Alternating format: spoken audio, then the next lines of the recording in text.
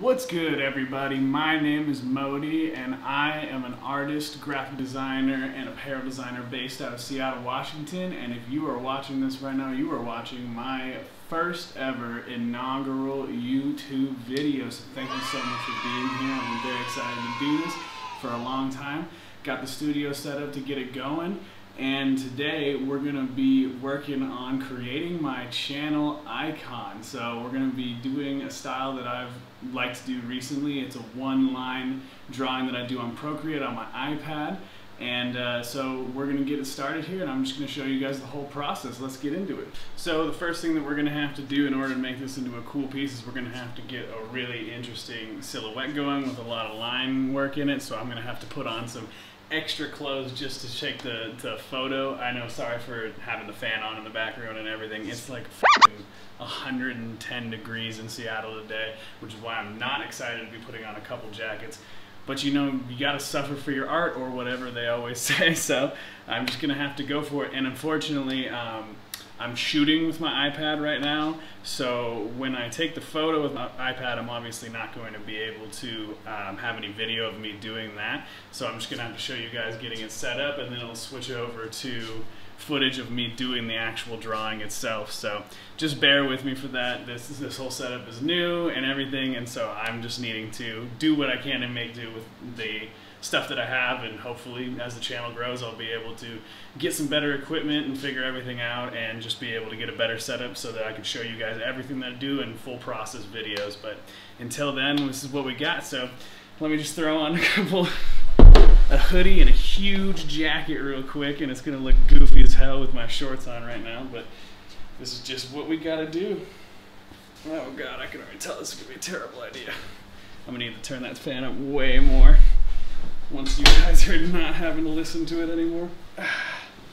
Just look real homeless for a second. I'll open up a can on your butt. Oh, so toasty. Whew. Alright, so let me just get this photo taken, and I'll see you guys on the other side once we get the drawing going, alright? So this is the image that we're going to be working with today. I know it's not a super high quality image, but honestly it doesn't need to. It just needs to have a dynamic pose and have clear contours and lines for your line work. And obviously I had to throw Smitty in there because he's my boy, and it just makes it way goofier and more fun to work with. So we're just going to bring this into Procreate.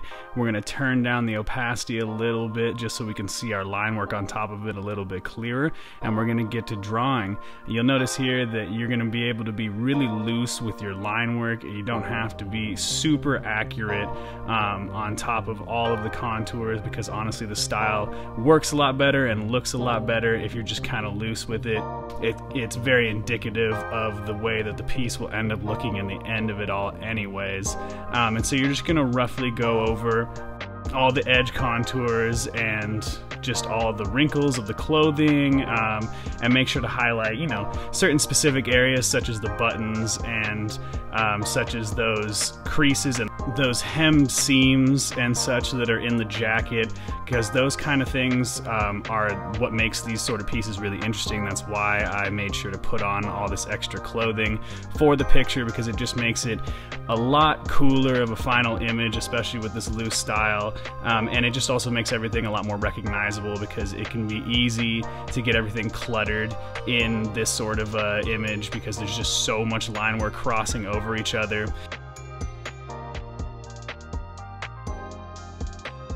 And also, with that being said, it's really cool to make sure that the lines are crossing over each other, because it's not supposed to be a super realistic one-line drawing.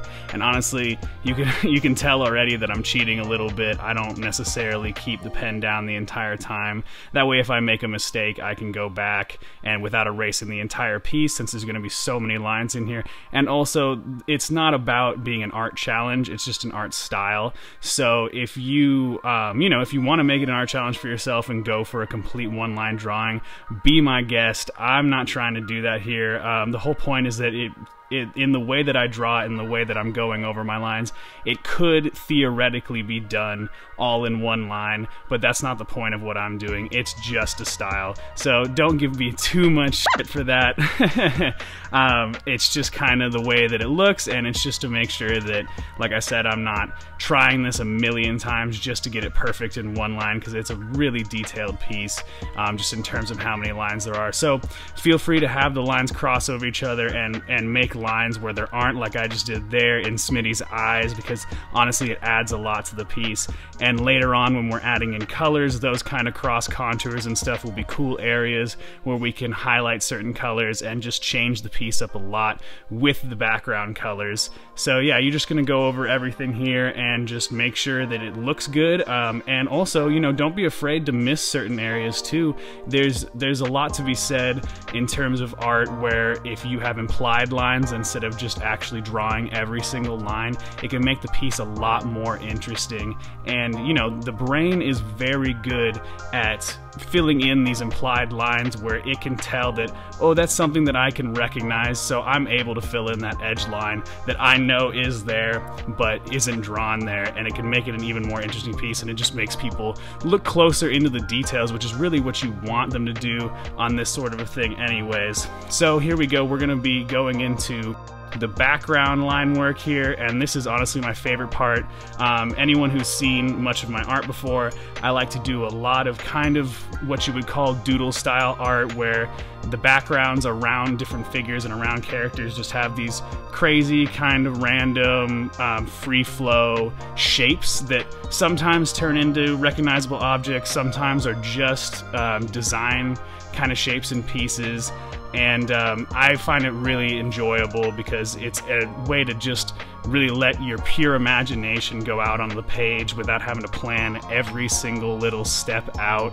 I find it to be, you know, just really fun to be able to let yourself go while you're doing these sort of pieces, because it takes you to a completely different place. It takes you out of the world of reality, and I think it's a cool contrast when you have a recognizable figure and then you have all of this crazy lunacy going on around them, because it just makes it so more surrealist than just having a drawing of the figure in there.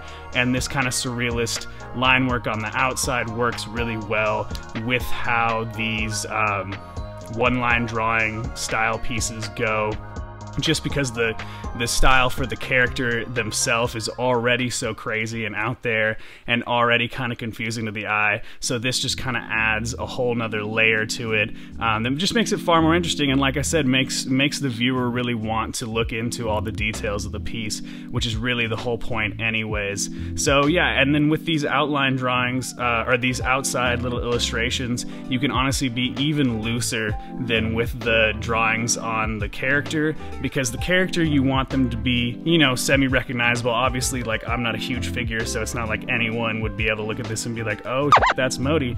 But it's recognizable as a person. You can see that it's a person with a beard holding a hat with their hand up on the bill of the hat. And so that's cool. But then with the outside stuff, you know, I'm kind of going for a cubist face here, and there's, you know, some rough like arrows and eyeball shapes and like a fish hook and stuff like that. But outside of that, it's really just design lines and different graphic elements that I'm putting into there. So don't be afraid to just try stuff out, erase it, redraw it, erase it, and just wait until you find shapes that are cool and just work well together compositionally, instead of just actually trying to make figures and stuff. But you know, if you want to fill it up with characters too, be my guest. It's really just whatever you enjoy to draw so much. I like to keep it as loose as possible, but far be it from me to tell you what you should do in your art, because I know that this is not necessarily what everyone else would want to be drawing anyways. So if I'm going to be drawing this crazy random stuff, I can't be telling you not to do whatever you want to do.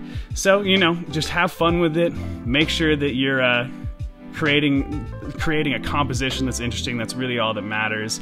As long as the composition is interesting, it'll be eye-catching enough for the viewers anyways. So just don't sweat it too much and have fun with it. So now we're going to get into doing some of the coloring work. I really enjoy using this super saturated reddish orange. I think it works great with the white, and I wanted to make sure that the white maintained on the background because most people view their YouTube pages with a white background, and so I wanted the icon to just, you know, have the same background color as the background page on YouTube, so it's really seamless and it's not too stark of a contrast and just this really, really vivid circle. It just kind of, all of a sudden the line work shows up. And then when I'm doing these colorings, I really like to have the color be slightly offset from whatever I'm filling in. As you'll notice, like, I'm being pretty loose with where the lines on the colors are matching up with the lines of the drawing, but also I'm being very particular about making sure it's down and to the right. You know, some of them are a little farther off than others, and that kind of works with the loose style, but it does work to make it make sense just in terms of like all the colors are shifted in a similar way. And then I'm going back in and highlighting those seam works on the jacket just to break up the big blocks of color a little bit more and give it a more interesting composition and highlight certain areas of the piece that I really like. Or like here, you'll see that I fill in the glasses and then give them some reflections that weren't necessarily there in the image, but just makes it more interesting and makes the color look more dynamic. So I'm just gonna go in and fill in any, you know, shapes with the colors that I think would be cool. I kind of just go with it and see what I like. I've done this style a few times, so I'm pretty practiced in terms of what I think will look good and what I know will look good in terms of where to fill in the colors. But really, you just want to have fun with it, like I said, and just feel free to keep trying it and undo and then try it and undo. That's one of the things that I love the most about illustrating digitally is you have that undo button. So just don't worry and have fun with it. And once you get to this point, here's the final image coming in, and you know, I hope you guys enjoyed it. I really hope you guys liked the piece, and let's get back to me in the studio.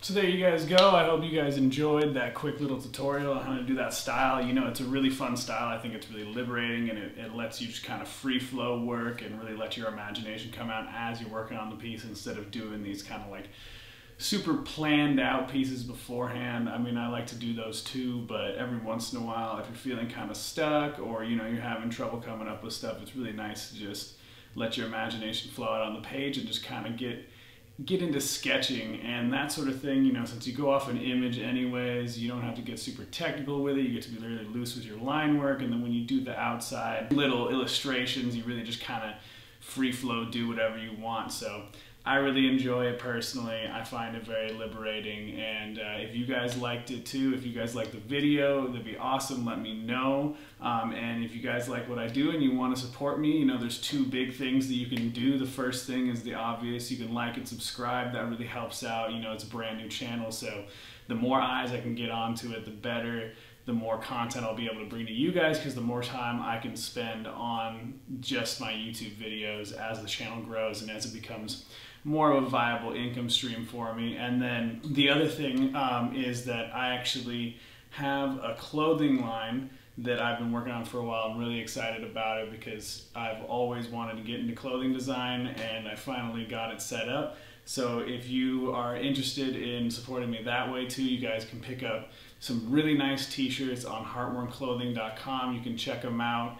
We got 3 t-shirts up there right now. They're all 6.1 ounce spun cotton. All the designs are hand drawn by myself and then printed locally here in Seattle at a really, really cool print shop down in DeSoto. It's also just good to, you know, fund the local community. Every dollar you put into your local community becomes many dollars within the community. So make sure to try to keep everything you buy as local as possible. I always try to, and it's cool to be able to partner with a local company here to do that kind of stuff and have my business be supporting the community like that. So I'm actually wearing one of the shirts right now. It's called OG Live Free or Die Tee. All my shirts come with a chest patch logo. You can check out the back. It's got a pretty sweet spaceman astronaut illustration on it. I was pretty happy about how that turned out. The other one I got here is the Wear It Through the Ages tee. Awesome dinosaur illustration. Everyone loves dinosaurs. And these ones come with the new logo patch that's on the front. Then we also have a Pacific Northwest long sleeve tee. This one turned out great. I was super happy about the detail they were able to get into this huge illustration. And then on the sleeve, pair of hanging chucks as the sleeve design. I was really happy about how that turned out too. And you know, it's just pretty unique, and it's got the sweet chest patch too. So, and then these shirts, the OG Live Free or Die shirts, are super limited edition. After they sell out, they will never be sold again, and I only made 50 of them. So if you guys want to get your hands on them, go to heartwormclothing.com as soon as possible and pick them up. It really means a ton to me, and also thank you so much for watching, and thank you so much for supporting me. I really appreciate it, and I got nothing but love for you guys. So hopefully I'll see you guys again soon. Thank you so much. Bye.